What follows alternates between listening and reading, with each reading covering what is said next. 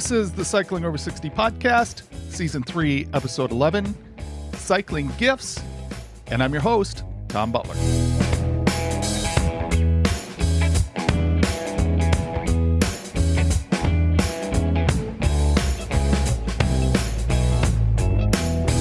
I want to remind everyone who listens to Cycling Over 60 that while I talk about my experiences, it isn't advice. You shouldn't follow my example without consulting with the proper professionals. I will give you a good example of this. First, some background. The lab work I had done in October revealed that I'm not generating as much insulin as needed. Currently, I believe this is the result of damage to my pancreas. The decreased insulin production means that my blood glucose is high. My strategy for a while has been to use exercise to burn up my blood glucose. That is why on Strava, you will see that I often do a glucose burn activity after meals. When insulin is released into the blood, it triggers the response of a protein called a facilitated diffusion glucose transporter, or GLUT, G-L-U-T. In skeletal muscle, insulin triggers the response of GLUT4.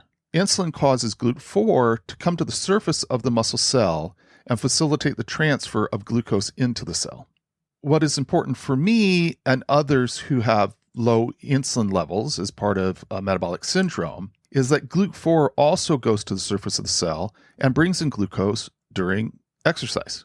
In fact, one researcher I listened to made the comment that GLUT4 is more important than insulin in muscle glucose uptake. The more GLUT4 activity I can stimulate without insulin, the more glucose can be taken up by my bloodstream and used for muscle function. And that, of course, results in lower blood glucose levels. I have been reading about how to get non-insulin-induced GLUT4 action. And I found something that indicated that electric muscle stimulation, also known as EMS, could stimulate GLUT4 similar to exercise. So I decided to see if I could use EMS to determine if it had any impact on my glucose levels. We have now come to the part where I illustrate that you shouldn't do what I do. I connected the pads of an EMS unit to my quads. When I sent a video to someone showing the contractions that the EMS unit was producing, they responded by saying, "Wow, that's strong." I felt fine with it being strong because I wanted to have a lot of muscle action to test my theory that I would be able to stimulate GLUT4 with EMS. But when I woke up the next day, I found out what "wow, that's strong" means. The moment I stepped out of bed and felt serious muscle soreness in both legs, I wish I had set the EMS to a lower setting. It took 4 days for the pain to go away.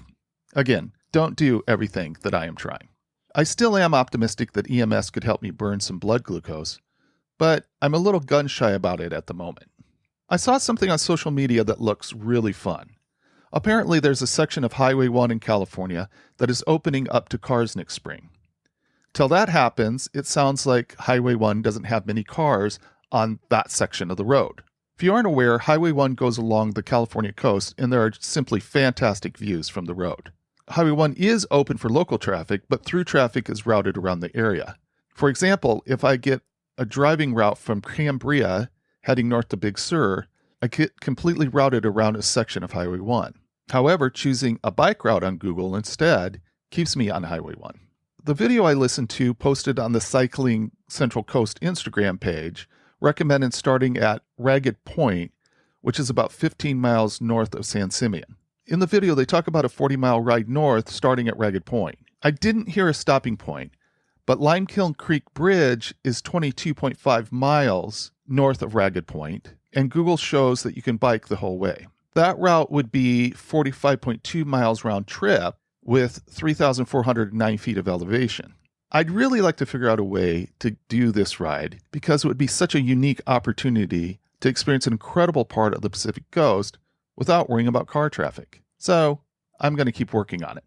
Speaking of great trips, I featured Road Scholar on the podcast on May 14th. I love how they combine adventure and learning on their tours. The director of PR, Kelsey Perry, shared with me their current list of top 10 trending tour destinations. They identified 5 domestic and 5 international destinations. The number 1 trending domestic destination is Lincoln, New Hampshire.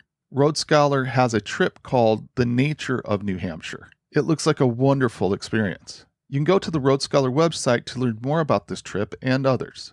Just remember that the road in Road Scholar is spelled like the thing you ride on. I will put a link to the show notes to the press release that talks about all the trending tour destinations. And I'm also going to have to add New Hampshire as a list of places where I want to ride.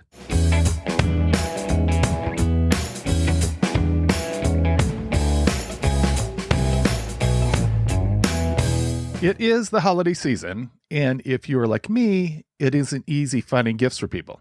I decided this week to go out and talk to some local bike shops and get their input on gifts for cyclists. Here's what I learned. And what's your name? I'm Peyton over at Tacoma Bike. So tell me a clothing item, like a new cyclist just getting into it. What might be a clothing item that like every cyclist needs? Padded shorts. Okay. 110% of the time. That'd be the first thing I'd get. Don't mess around with jerseys or fancy riding shorts. You don't even need fancy riding shoes. Protect your butt. Okay. That's key. Step number one. So are you looking for a particular kind of padding, or are they pretty much all the same? What do you think about that? If you look at the price tags on them, they would beg to differ that there's a big difference. Okay. But I would say, anything that feels comfortable on you, something low profile, nothing too bulky, just enough to get you through your ride. Now, you said shorts and not bibs. Yeah, for the everyman, you can get away with wearing padded shorts underneath your casual clothes for the most part and go about your day. If you're hitting those longer rides, those 50 to 100 milers, then kit up. Get your jerseys, get your bibs, get your fancy shoes. Get ready for a long day of riding. But the everyman, pair of padded shorts is pretty much all you need. Now, it's not, it doesn't get really cold here in Tacoma, but it gets cold enough. What do you think as far as what's a recommendation for cold weather riding? I'd say if you're going to go out for a colder morning ride, nice pair of gloves. Don't need anything too crazy. Maybe a nice little thermal underlayer underneath your regular riding clothes. But once you get pedaling, it's you're gonna get nice and toasty pretty quick, and then you're relieved that it's a little chilly out. Now, thinking about a cyclist that has everything, what might you think about like an accessory that someone might consider? What's your name? My name is Nick. Nice to meet you, Nick. A great accessory for the cyclist who has everything, especially a road cyclist, it's going to be the Garmin Varia radar tail light. It's going to alert you on your computer when cars are coming up behind you, give you a heads up so that you can make sure you're in a safe space on the road. Okay, tell me about a bike that you carry that's a hot commodity right now. Probably one of our hottest bikes is the Kona Rove. It's a very universal gravel bike. A lot of people like it for one bike to do it all. Commute, do some gravel rides, ride on the road. Super versatile bike. We're seeing a lot of road cyclists switch to gravel just for the safety factor of being away from vehicles. I ride a gravel bike. I like it. Okay, so tell me, you say you like the gravel scene? Is that? Yeah. Okay. Yeah, I would say gravel is, like you said, a lot safer of a scene because it is something that's super versatile. You don't necessarily need to go drive to a trailhead or, up to some fancy mountain resort to go have a lot of fun. It's one of the bikes that you can just leave your front door, start pedaling, and the world's your trail, whereas you might need to do a little bit more route planning if you're a roadie. If you're riding a big old enduro bike, downhill bike, you're not going to have too much fun on your commute to work. But a gravel bike, especially something like the Kona Rove or pretty much anything from Kona, their new Orboros, that's another one that's going to be more on that like playful trail side of things. Something that's going to be great if you're like really big into camping, road trips, just, throw it on the back of your rig.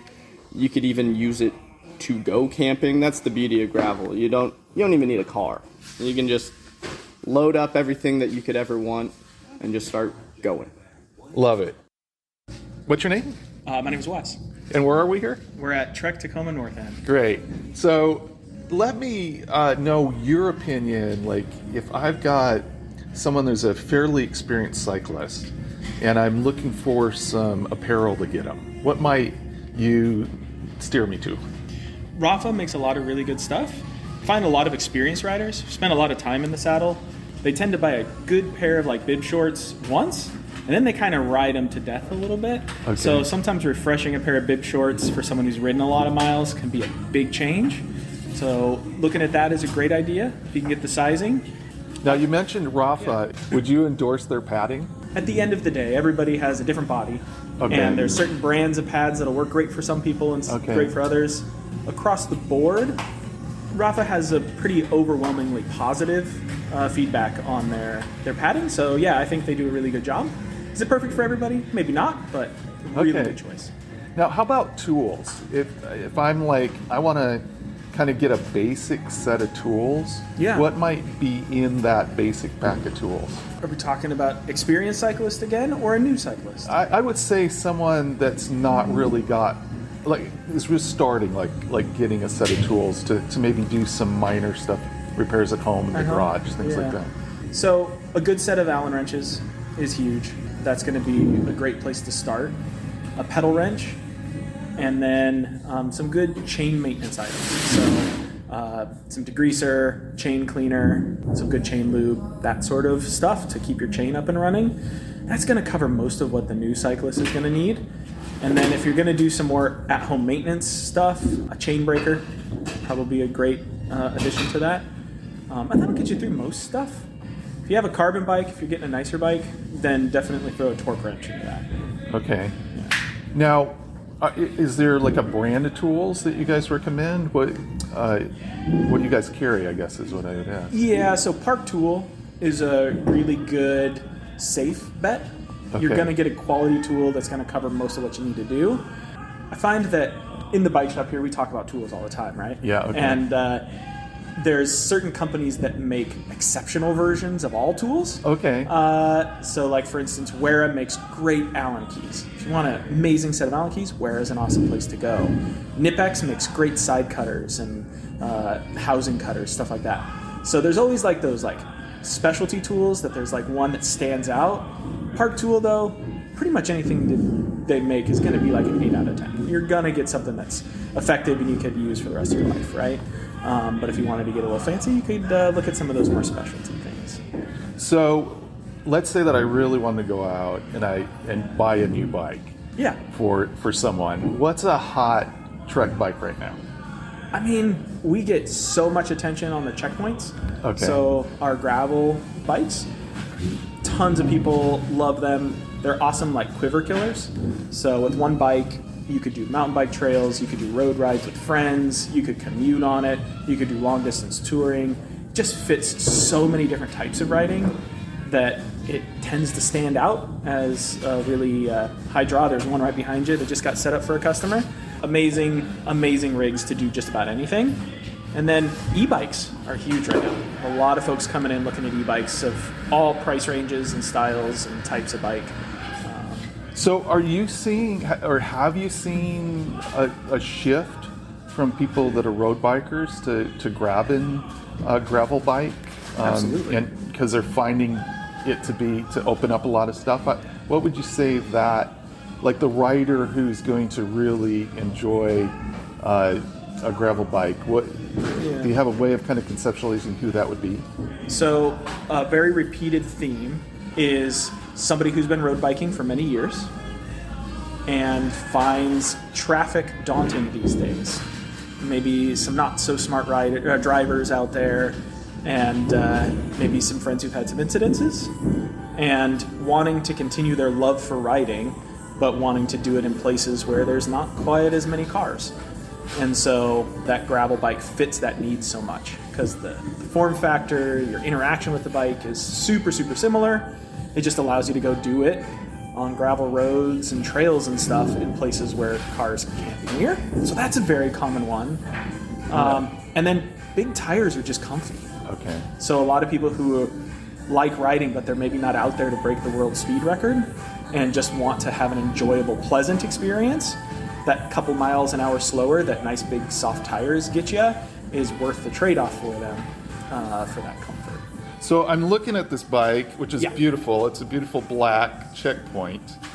And it's got a rear rack on it with some nice bags Yep. on it, waterproof bags on it. Yep. This kind of looks like a Swiss Army knife of a bike Exactly. to me. Yeah. Okay. Yep. So we also, you don't see him here, they're in the back right now, but he also has a second set of wheels. Okay. So you have one set of wheels set up for gravel, one set for road. And so then this one bike with that second set of wheels is going to cover doing STP, local road rides, and then he's got a buddy that's also going to be doing a lot of bike packing. So longer trips, loading all of the tent and equipment onto the bike and riding several days and living off the bike. And so that's what this one is intended to be set up for this guy. Nice. Yeah. Well, thank you so much. Oh, of course. Yeah, anytime. Since Rafa brand was brought up, I thought I would just comment on it a bit. 2023 marked the 7th consecutive year of loss for Rafa. It'll be interesting to see if they report some good news in 2024. If not, it's hard to imagine Rafa staying around very much longer.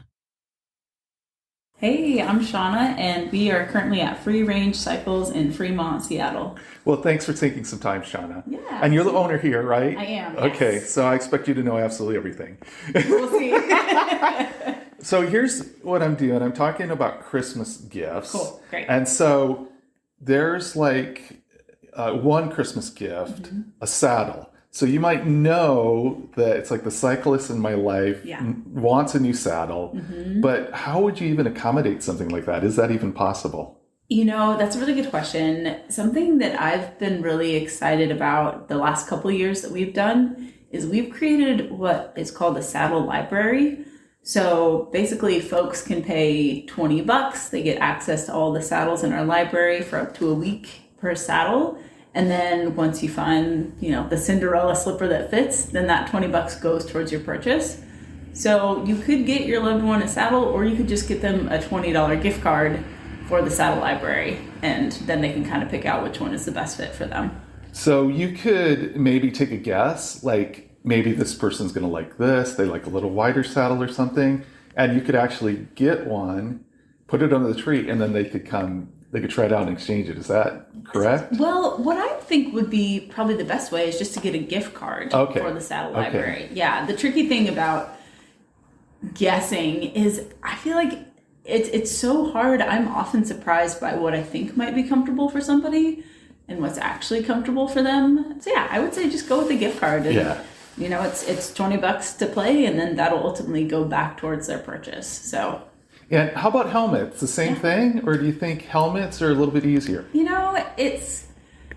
Helmets are a little bit easier. The helmets that we carry have a little bit more of a general, universal sizing system, at least a couple of them. So I would feel more confident getting somebody on a helmet than on a saddle, for sure. Okay. Yeah.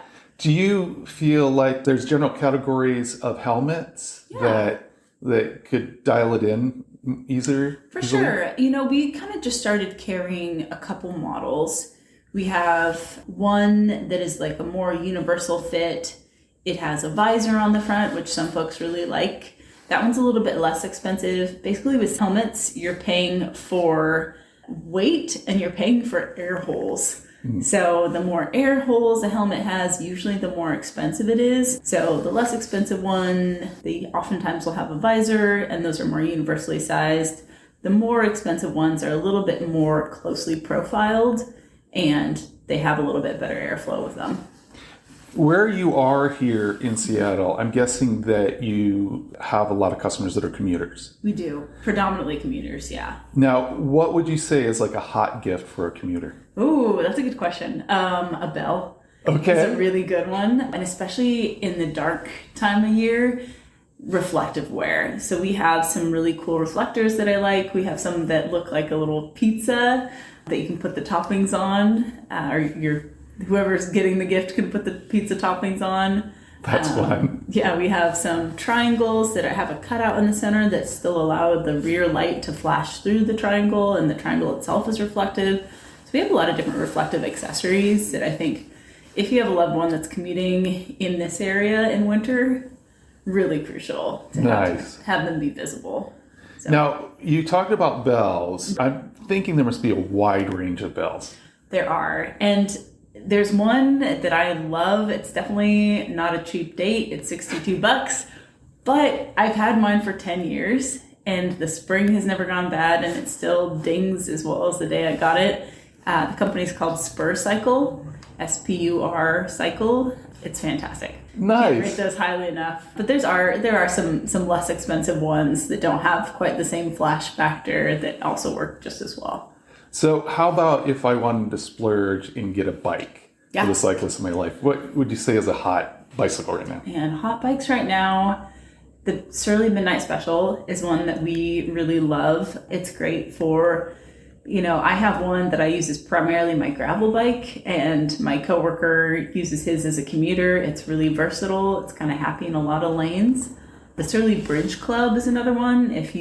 We have a customer who just got one to go mushroom hunting with because it has wide tires and super low gearing. So it's great in town because we have a lot of hills in Seattle, but you can also take it off road. That's awesome. So, yeah. Well, thanks so much for taking the time. Yeah, thank you so much. Really appreciate it. Shido Lee, Montlake Bikes. Nice to meet you. You too. A few questions about shopping for the cyclist in your life. So one is, how likely is it that a cyclist is going to want an extra set of wheels built out? I think that's a very distinct cyclist. That's not very likely. They're out there, but those are the ones that are going to want really expensive wheels, I would assume. Okay. Like a cyclocross rider maybe that uses their Yeah. bike for other things? Yeah, if you're racing, doing gravel riding, even mountain stuff, there's a reason to have multiple wheels. Especially here, we have so many different terrains to ride on. It's good to have a couple different tire choices, which with tubeless, kind of makes sense to just have a second set of wheels to plug and play. When you say they're probably going to be expensive, what makes them expensive? What's the difference between a cheap wheel and an expensive wheel? Gosh, engineering and technology has moved a long way to become seamless with the bike industry, so you don't have to worry about getting a hand-built set of wheels anymore for one of those reasons there. An entry-level set of good carbon wheels will run you about $1,100 from a shop with a manufacturer to support it, and there's all sorts of supports that come behind those. Specialized, for example, has carbon wheels that they give lifetime warranties on. Things like that, I think, exceed standard prices from what we're used to because you get more support on the back end like that, and you're still again getting a hand-built wheel, but wheel building has become so common now it's taken on in-house, so you can get that kind of quality without having to go into a shop and get in a repair queue to have your wheel built. So all the prices are going up for all of those reasons. Okay. Now, another thing is, what is an accessory that you think is a good accessory to get a cyclist? Bags are always good. Handlebar bags, frame bags. There are all sorts of good little saddle bags. There's all sorts of options out there, from complete waterproofing options to just a casual sunny day ride. That way you can get everything off of your body and put it on the bike. And there's advancements on where those bag placements are on bikes to help keep the weight centered with the rider as well. So for a very respectful entry point, you can get into fun bags. We've got some here that have little mushrooms and cookies and donuts and stuff that will go onto your bike. Nice. So do you have a brand that you guys like? I don't, personally. We really just brought these in. It's something that kind of just started with taking on actual themes, like a mushroom. It looks like a Mario mushroom. Things like that are just kind of starting to show up. The companies we have over here are called Snacks. We just grabbed them out of one of our distributor catalogs. Okay, I love it. A final question is, let's say like a stocking stuffer. Let's say I have somebody that rides long rides, and so I think I'd like to buy a bunch of stuff that they might consume for energy or whatever on the bike and throw it in. What would be a good bunch of things to grab? There's all sorts of nutrition out there. Carb is a good one to take note of. Tailwind's a good one to take note of. There are all sorts of energy packs out there that have gels. Shot blocks is a common one. Things like that are really great. They're inexpensive, and you can just load up a stocking really good with them. Cool. All right, well, thank you so much. Yeah, you're welcome, Tom. And your name? Carolyn Eaton. Nice to meet you, Carolyn. Nice to meet you. So I am wondering, I'm talking to people about shopping for the bicyclists in your life, and you have Brompton bikes here. We do. And I'm wondering, who is it that you would buy a Brompton bike for? If you wanted to go like all out for Christmas, and who's the Brompton users out there? Yeah, it's a mix of people. It's people who are commuting, who live in small apartments or want to be able to bring their bike into their office and not walk it up on city streets. So they fold up nice and compact and small. They actually roll behind you like a piece of luggage or a suitcase. So if you're getting on the light rail, it's a nice thing to quickly fold, hop on the train with. The other people who use it a lot are people who travel, people who have RVs or motorhomes that they're traveling in, or even just want to put it in the trunk of their car, park and be able to ride a couple miles to go run errands. People on boats love them because they fold up and you can sail into a marina somewhere and go right around whatever city you're in. So it's a wide mix. People who do airline travel a lot also really like the versatility of something you can just pack and go. Yeah. Yeah. The other thing nice about it would fit under a Christmas tree pretty well. It would fit underneath the Christmas tree. They come in nice, fun, festive colors. We definitely, it's one of those things that we tend to sell them in pairs. Okay. It's like, oh, I want that one. I'll get that one for my spouse. So it's kind of a fun, recreational all-around bikes, and they are kind of designed for that commuter, 2 to 10 mile kind of commute. But we definitely have customers who ride them a lot farther than that. We see several of them on the STP every year. I have a customer who's literally ridden around the world on his Brompton. So that's cool. They're a fun, versatile bike. Awesome. Well, thank you so much. Yeah, you're welcome. As I was recording at Mountain Lake Bicycle Shop, a woman came from what looked like the office area. My hope was that it was one of the co-owners of the shop, since I knew that one of the shop owners is a woman. I was very happy that it was Carolyn, and I got to speak with her. I love it that I got to interview Shauna at Free Range Cycles and Carolyn at Mountain Lake Bicycle Shop. I believe it is important to have women-owned cycling shops. What's your name? I'm Peter Fisher, and we're here at Northwest Bicycle. Nice to meet you, Peter. Yeah. So talk to me a little bit, if you're out there shopping for Christmas stuff for a cyclist in your life, and it happens to be someone that is a mountain biker, what might you be looking for differently than like for road cycling? Well, especially this time of the year and with the winter that we're having, for a mountain biker that rides year-round, right now, it's a great time to get somebody set up so their toes and feet stay warm and dry. It's a little bit different out on a road bike where you're out in the wind all the time. You tend to need a little bit different layering. Mountain bikes, it's short burst power and you're in the woods, so you're generating heat more and you're retaining it more. So slightly different needs. And then outside that, it's, trying to keep your bike clean of muck, so it's good to ride the next time around. So, it's a lot of cleaning stuff and the right clothing. If you were going to recommend like some cleaning stuff, that sounds to me like maybe some good stocking stuffers. Certainly. And what would you say would be like a starter pack maybe of cleaning stuff for a mountain biker? The basics are, you can never go wrong with chain lube, a decent chain lube that will hold up well in wet weather primarily, and then some good cleaning brushes. Those are the real basics to get somebody. Beyond that, there are cleaners and degreasers and all sorts of stuff. It's always subjective to what somebody might have already, of course. But that would be my kind of go-to. Now, what about mountain biking shoes? It seems like those are going to be very different road bike shoes. Are you getting clips? Are you getting cleatless? What are you doing there? So I'd say 80% of our market is people wearing flat pedals. I am an anomaly. I've been clipped in for 30 years, and I ride clipped in on downhill bikes and cross country. Flat pedals scare me. Okay. I'm not good enough for flats. But, traditionally a decent mountain bike shoe specifically is a stiff platform, much like a road shoe. However, it does break at the toe so you can walk and has a better sole, right, for walking around and gaining traction, if you're having to push up a muddy hill, as an example, which presumably you don't need on a road bike.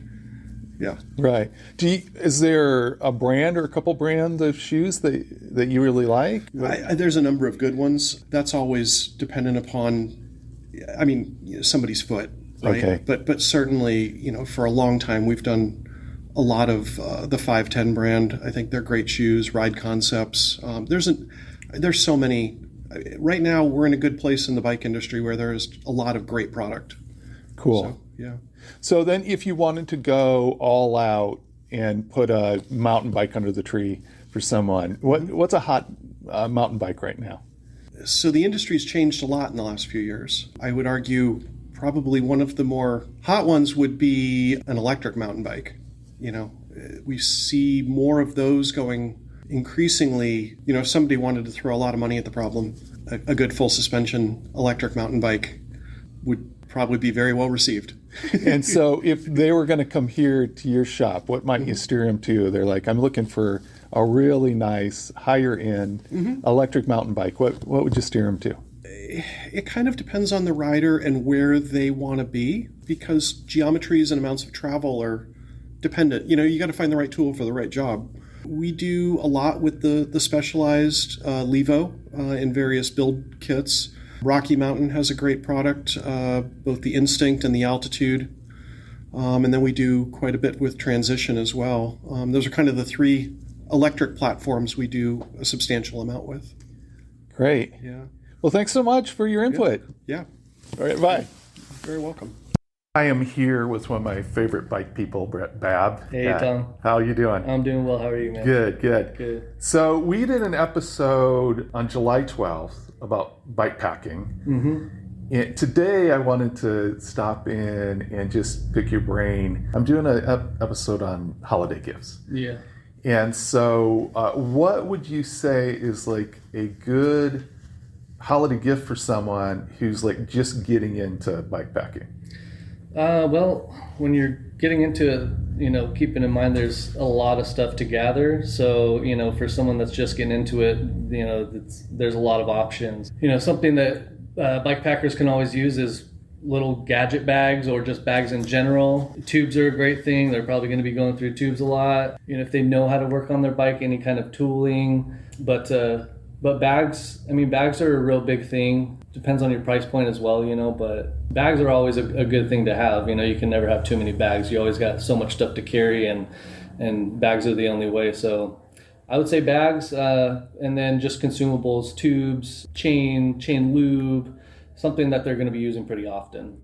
So on a bag, like up here, a waterproof bag is a really good idea. Do you think across the board it's a good idea? It's like a safe idea to have a waterproof bag? Yeah, it's definitely not a bad idea. And the good thing about the waterproof bags is they work in the wet or the dry. If it was the other way around, I'd say no. Having a non-waterproof bag, you might need some waterproofing in the winter, So I would say waterproofing in general will kind of encompass every need that a bag would need. Yeah, I go waterproof on pretty much all my stuff, just in case you have that day that you didn't expect rain and you get it, and now your stuff's nice and dry still. So, do you have a bag brand that you like? Yeah, I like Ortlieb. Surly and Salsa are making some good stuff, but I fell in love with Ortlieb pretty quick when I got their Stinger bag, 16-liter Stinger bag, and it was just really nice. It does not bolt on or anything. It's all using straps, and that thing is really secure. So I was just like, man, I think Ortlieb is my company. So I like Ortlieb personally. For someone that has a cyclist in their life who's kind of like you, that's more experienced with bike packing, what would you think of might be something that they could go out and get as a gift that like someone who has more stuff would need? One thing that comes to my mind right off the bat is, again, like consumables. So even someone that has everything for bike packing, they're going to go through consumables. And what I mean by that is, cooking fuel, if they're one to, heat up food, a water filter, you go through those a lot. You can never have enough of those. Even like little cooking stoves, I have probably like 3 or 4 of those, even though you really only use one at a time. Cooking stoves are something that are, each one's different, have different features. So cooking stoves, water filters, the fuel for the stoves, and again, like tubes, if they're not running tubeless tubes. Consumables are always a great way to go, especially if somebody already has everything. But you go through consumables no matter what. So, is there like a bomb-proof tube out there? I wish. I get that question a lot. Okay. Unfortunately, no one's came up with that yet. Tubeless is a great way to go. Even gravel riding or even doing bike packing, tubeless is a good way to go. And the fix for tubeless is popping a tube in, so again, with the consumable thing, you're going to be using those regularly. Unfortunately not though, man. I mean, if we can get a solid tire that felt as good as a pneumatic tire, that would be great. But we're not there. No. Now, how about like the person that has like everything, fully loaded, but something that might be kind of on the outside there, that you could get that person that's related to bike packing, but is not maybe a typical thing that someone has. Yeah, well, for that person that has everything and they're going out regularly, they have their setup pretty much done. A GPS locator is a great thing to have. You can never be too safe out there, and even if you tell people, hey, I'm going to be in this general area if I don't come out at this time, send help. It doesn't hurt to have a GPS locator on hand. Garmin makes I think it's the InReach. Yeah, that's their Garmin, the one Garmin makes. And if you pay like a premium fee, you can message people from it, and so you don't have to have any cell signal. It works off the GPS satellites, and then you can also like create breadcrumbs to find your way out of the spot that you're in, as well as getting to a spot, and also locating people if anything comes up trouble wise. That's awesome. I love that. And then finally, we're sitting here in your shop. You're actually right by your work stand. Yeah. And it seems like service is something that every cyclist needs. And so what do you think about service as a gift? What recommendation might you have there? Yeah, well, for the bikepackers, if they're doing it year round, like the people that ride mountain in the rain or even road in the rain, water's your one of your worst enemies. Water gets in your bearing surfaces, water gets in your chain. And so getting a service that would open those bearing surfaces up, clean it all out, dry it out, pack some fresh grease in, put some bearings back in. A bearing service would be nice, especially if it had, all the other component adjustments along with it, derailleurs, shifting, braking, chewing up the wheels, putting some tension on those. But I feel like, especially living in the Pacific Northwest, bearing surfaces that are a thing that really get neglected just because you don't see them. Your bike's rolling fine. You don't realize it right away. It's one of those things to where once you get it done, you're like, oh, okay, I needed to get that done because it feels so much better, But it's such a gradual decline in performance and feel that you don't really feel it. Yeah, bearing services, man. Bearing services and just standard bike services in general. Well, those are all fantastic recommendations. So thanks for taking the time to give some of your thoughts, and have a good holiday. Yeah, happy holidays, man. Take care. I only ran into one cyclist as I was going around doing interviews, and I felt like I simply had to get her input on holiday gifts. So your name? Margie. Okay, Margie, I see you're here at a bike shop, and I'm wondering if you could get one cycling-related gift for Christmas, what would it be? I would like to have awesome cycling tights that are really, really warm so that when it's 40 degrees or maybe even 38 degrees, I'd be fine. And I'd like them to be padded with a really, really nice pad so I don't have to layer a bunch of stuff. Perfect. So would you use them almost every day these days? Yeah, I would have used them today. Okay. I had another pair of tights on top of what you see here because I'm layering, and it's a drag. Okay. Well, Margie's family, I'll know what she needs for Christmas. So, thank you so much. Okay, bye-bye.